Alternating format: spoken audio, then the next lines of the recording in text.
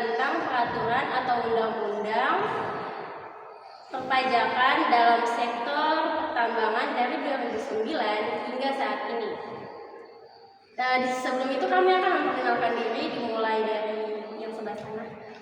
Saya atas nama Muhammad Acep Octavian, NIM 24660047. Dan saya Laudi Desta dengan NIM 246602120. Perkenalkan, nama saya Maruf Kurniawan dengan NIM 24660063. Sebelumnya perkenalkan, nama saya Nurhalina dengan NIM 24666042. Perkenalkan, nama saya Rabbi Sukaninita dengan NIM 24660102. Perkenalkan, nama saya Abdul Angga dengan NIM 24660057. Perkenalkan, nama saya Wardiansyah dengan NIM 24660061. Perkenalkan, nama saya Livin dengan NIM 24660079. Sekian dari perkenalan kami, jadi kita mulai lanjut ke topiknya.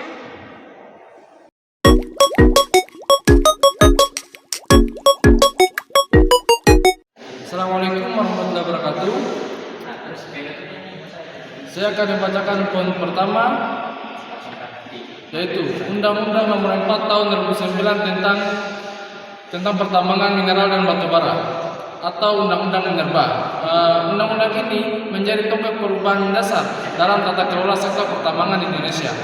Salah satu aspek utama dari undang-undang ini adalah peralihan sistem perizinan dari kontrak karya dan perjanjian karya pengusahaan pertambangan batu bara menjadi rezim lain usaha pertambangan dan izin usaha pertambangan khusus. Dalam hal perpajakan, undang-undang ini tidak secara langsung menetapkan tarif atau jenis pajak, tetapi menyatakan bahwa perusahaan pemegang IUP atau UPK tunduk pada ketentuan perpajakan nasional, yaitu Undang-Undang Pajak Penghasilan, Pajak Pertambahan Nilai, dan Penerimaan Negara Bukan Pajak. Meskipun demikian, kontrak kerja dan PKP 2B yang ditandatangani sebelum undang-undang ini diberlakukan tetap dihormati hingga masa berlaku selesai.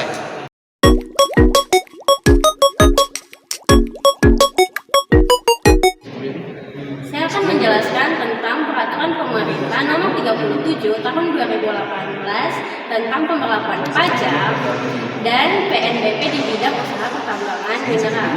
Peraturan pemerintah ini dikeluarkan untuk sebagai program Minerba 2009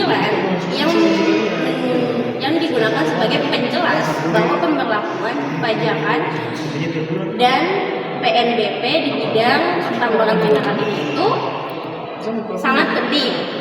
Peraturan pemerintah ini dikenai aturan PPh badan sebesar 25%, PPN dan PNBP, yang dimana hasil bersihnya itu dibagikan kepada pemerintah pusat sebesar 4% dan pemerintah daerah sebesar 6%. Kebijakan ini dirancang untuk menciptakan perpajakan yang adil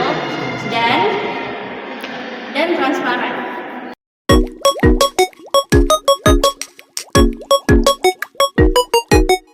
Baik, saya akan menjelaskan tentang Peraturan Perundang-undangan Nomor 3 Tahun 2020 tentang perubahan atas Undang-Undang Minerba 2009 yang berisi undang-undang menambahkan beberapa pasal penting termasuk pasal 16(9)A yang secara eksplisit mengatur bahwa pemegang PKP 2B yang masa kontraknya habis dapat memperoleh IPK sebagai kelanjutan operasi. Hal ini penting dalam konteks perpajakan karena transisi dari PK 2B ke IPK mengubah status dalam hukum dan penghinaan kewajiban perpajakan pada sistem PK 2B.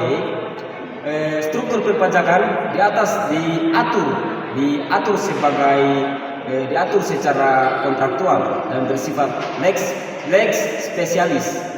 Sementara dalam rezim IPK, perusahaan wajib tunduk pada peraturan perundang-undangan perpajakan nasional yang berlaku umum. Artinya, pajak yang dikenakan kepada perusahaan itu menjadi lebih seragam dan dapat diawasi secara lebih terintegrasi oleh pemerintah. Mungkin itu saja yang dapat saya jelaskan tentang peraturan perundang-undangan.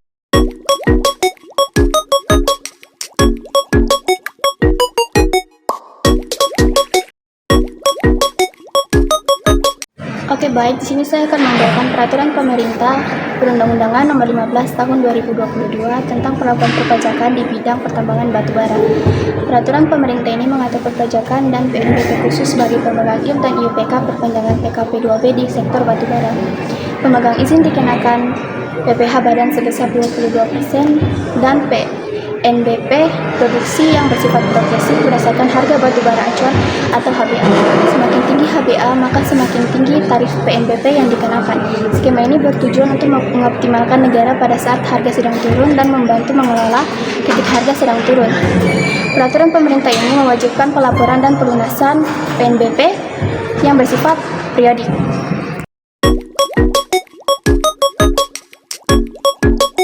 Baik, di sini saya akan membawakan isi Undang-Undang Nomor 7 Tahun 2021 tentang harmonisasi perpajakan dalam kurung UU HPP.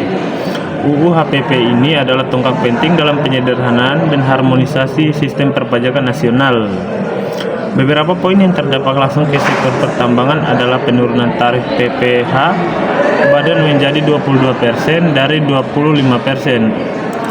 Dan kenaikan tarif PPN dari 10 April menjadi 11% mulai dari 1 April 2022 serta rencana peningkatan lanjut menjadi 12% paling lambat pada 1 Januari 2025. Selain itu, UU ini juga memperkenalkan konsep pajak karbon yang kedepannya akan berdampak signifikan pada sektor-sektor penghasil emisi tinggi seperti pertambangan batubara.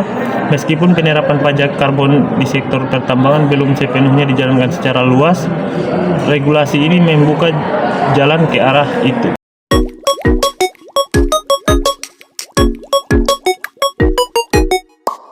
Baik, di sini saya akan membacakan isi Undang-Undang Nomor 11 Tahun 2020 tentang Cipta Kerja.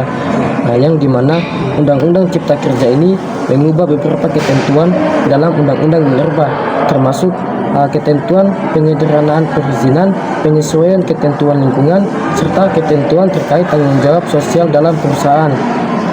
Dalam konteks perpajakan, undang-undang ini tidak secara langsung mengubah struktur pajak, tetapi menyederhanakan prosedur perizinan dan pelaporan bagi pelaku usaha pertambangan yang secara tidak langsung berdampak pada efisiensi pemungutan pajak dan pengawasan oleh negara.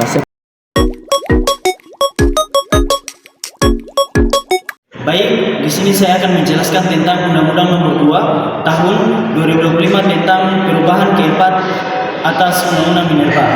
Undang-undang ini merupakan revisi baru terhadap Undang-Undang Minerba dan mengubah atau menambahkan lebih dari 20 pasal. Isinya mencakup penguatan peran negara dalam pengelolaan pertambangan, penguatan pemberian kepada WIUP dan IUPK kepada BUMN, UMKM, perguruan tinggi, dan organisasi masyarakat keagamaan. Baik, mungkin itu saja yang bisa saya jelaskan tentang Undang-Undang Nomor 2 Tahun 2025 tentang perubahan keempat atas Undang-Undang Minerba. Terima kasih.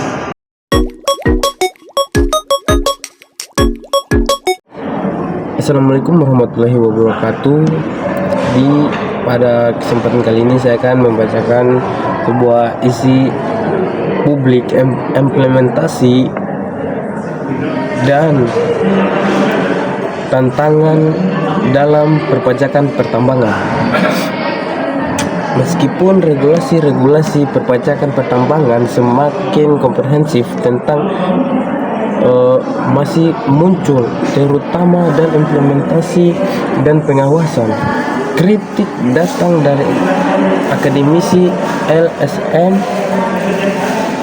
dan masyarakat sipil menyoroti lemahnya pengawasan izin tambang kepada UMKM dan ormas keagamaan, rawan dimanfaatkan oleh pihak-pihak yang tidak bertanggung jawab. Tarif PNBP progres perlu diimbangi sistem pelaporan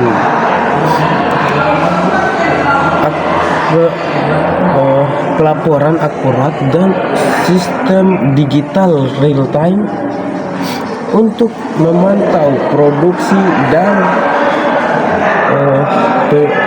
penjualan. Sektor ini rentan terhadap penghindaran pajak, manipulasi data, dan transfer pricing, sehingga penguatan kelembagaan dan pengawasan lintas kementerian sangat dibutuhkan di sini. Baik, itu saja dari saya.